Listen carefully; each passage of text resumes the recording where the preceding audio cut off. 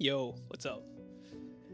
If there's one skill that you can build within yourself, I would say that finding comfort under pressure would be the only thing you need. It's not a business, it's not some money making skill, but it's just that. When I mean build comfort under pressure, it means literally being comfortable, like physical comfort under any sort of pressure, whether it's a work pressure, family pressure, social pressure.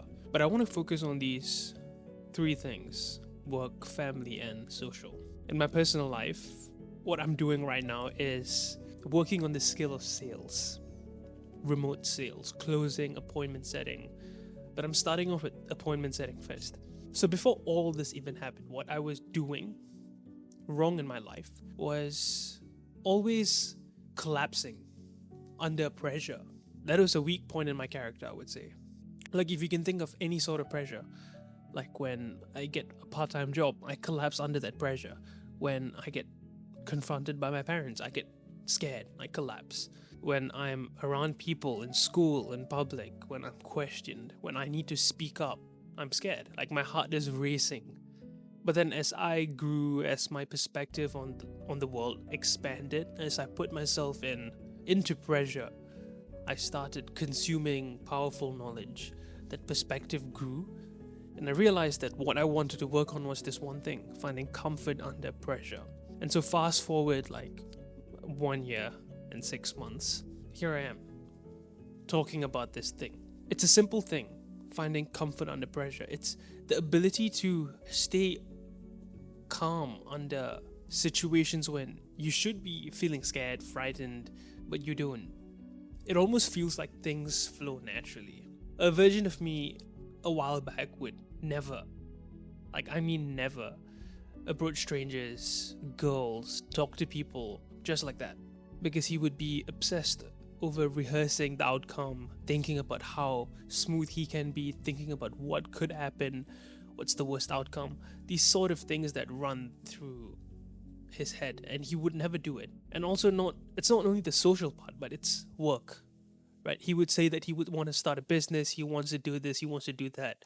But when it actually lands, he gets scared. And what does he do? He avoids it. And he lives that same old loop. So, till this point, what I've been doing to build these three aspects in my life up: work, social, and family, is literally forcing myself to create pressure in these three aspects in my life. Like, not shit pressure, I'm talking about good pressure. So, let's start with social. Like, this is what I do.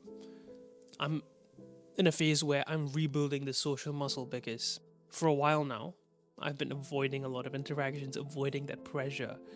Because apparently, I told myself that, hey, I've been doing this for like a year, I don't need to do it again because I've built up that social pressure muscle. But just a side note, this entire thing, building comfort under pressure, is a perishable skill.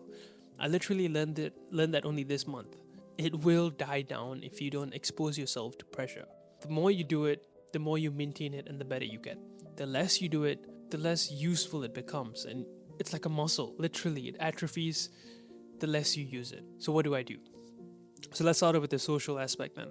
In terms of finding comfort under pressure socially, it all stems from one thing: perspective, like how you see the world. It's not from confidence or some other fake shit. Like, I'm not saying confidence is fake, but you don't have to have confidence to find comfort under pressure socially. What I believe is seeing the world in a different way. Everything stems from a cause. You can't fake confidence, you can't fake like you're the guy. It comes from a place, and that place is your worldview. So, you gotta do something to fix that worldview.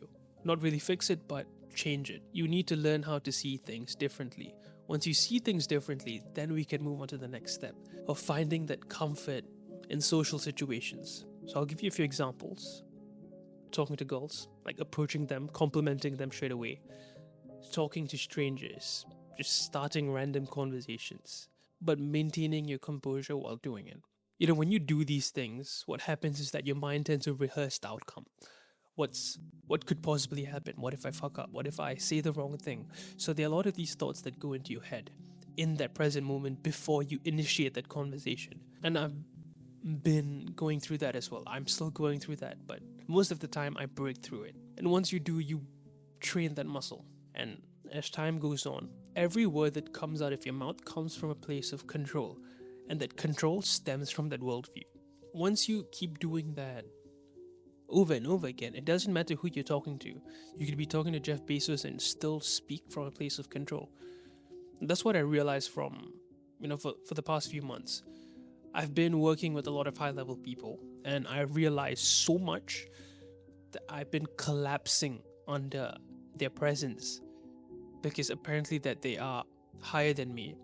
I'm mentally putting them on a pedestal, like a podium, like that they are steps ahead of me. Maybe that's true, maybe that's not. But what I've done is to change my perspective on how I look at them. They're not better than me. They are just on a different journey. And the only thing that separates me from them is experience. It's not that they are better than me in that, it's just that they've been doing it for long. It's just a time thing. So I'm not placing myself above them, neither below them. We are the same, but different, It's a simple perspective shift, and I'm still learning. But it's these things that you need to do in order to find that comfort. It's not confidence, but it's comfort. Can you initiate a conversation without letting your heart spike? Can you continue a conversation without being awkward? There's this one thing that I've always been afraid of, which is silence. When you start running out of questions, you kind of start rushing. And that's the whole point of this social aspect. I feel the social aspect is the most important thing because it teaches you a lot that carries down to your work and family. It's all about coming from a place of control, assuming that you own time so that you don't rush to fill in the silence. So these are some of the things that I've been doing for a while to build this muscle up. If you can think about it, it's like a side quest. You just go out, talk to random people, come back, analyze where did you fuck up?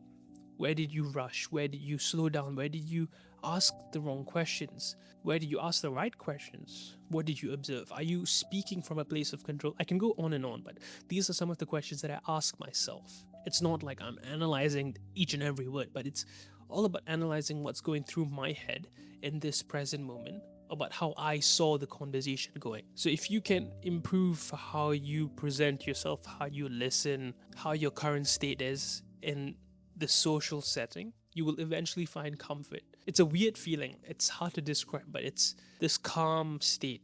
Like your heart is just calm. And you could say anything you want and yet feel like home. That's the feeling. That's how it feels like. You could talk to Jeff Bezos and feel like he's just your uncle, right? That's simply it. Now moving on to work life. Especially if you're young, you need to put yourself into as much pressure as possible. If you're in between the ages of 16 to 20, maybe you're 25. I'm 20, by the way. I just turned 20 this year. Fuck, I'm old. And the thing with this is that it's an opportunity. This age gap, age group is an opportunity. You gotta meet high level people. You gotta talk to them. You gotta put yourself under situations where you aren't expected to perform. Like maybe take up a video editing gig or a sales role. Learn skills as you work and earn.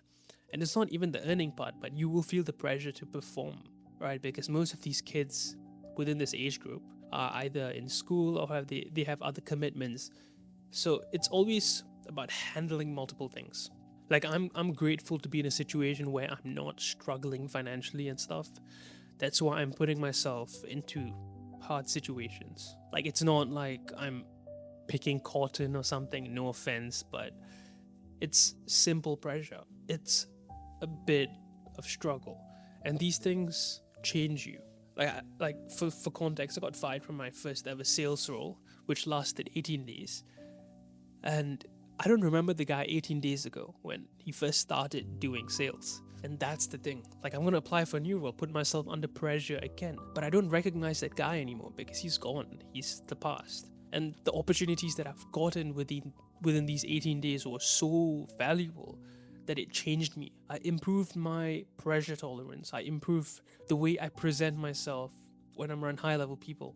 I don't put myself under them, as I mentioned previously.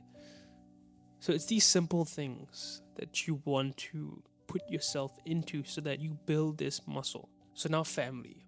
I don't know what's it like for you, but for me, it's always been my family wanting the traditional path of life: study, get a job, find independence, start a family, make money, and that's all. You know, whenever my parents, my dad and mom, they come and tell me, why aren't you gonna go uni? Are you planning to go uni?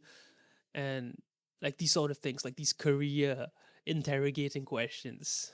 And what I've come to learn over the years is to always listen to what you want. I'm not saying that disrespect them completely and do stupid things. Like, if you are purposeless and a piece of shit right now who is just lazing around, doom scrolling away, wasting your fucking youth, just shut the fuck up and click off this video. It's not for you. And listen to your parents. If you're not that guy who does that who has purpose, like if you know what the fuck you're doing, like you are doing something with the time that you have right now, go and do it. Because that is a form of pressure. And the pressure part is breaking through that line that the tradition has built around this, well, society is built around. And this line is what your friends, your family tell you to do: study, get a job, get a degree, do that shit.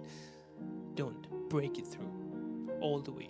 You will get hate, you will get shat on, people won't believe you, your own mom, your own dad will make fun of you. But that is a form of pressure. And even yesterday, like, I'll share a personal story. My mom, she's done. Like, her physical state is done, her mental state is cooked. She's morbidly obese, and she was lecturing me about life and trauma and success and what are the things that mattered to her. Because I initiated the conversation first because I wanted to, well, help her out. And it didn't come from a place of control but attack. I've always carried a lot of weight because of seeing my mom in that state. And every word that I said was like an interrogation, it was an attack. And I was asking these stupid questions. What did trauma feel like? What does success matter to you?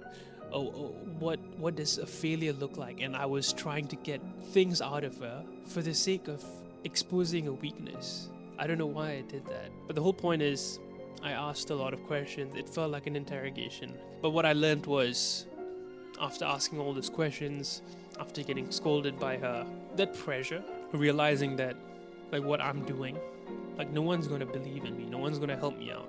And you have to create self-belief under this pressure, this hate, this toxicity. And that's the family part.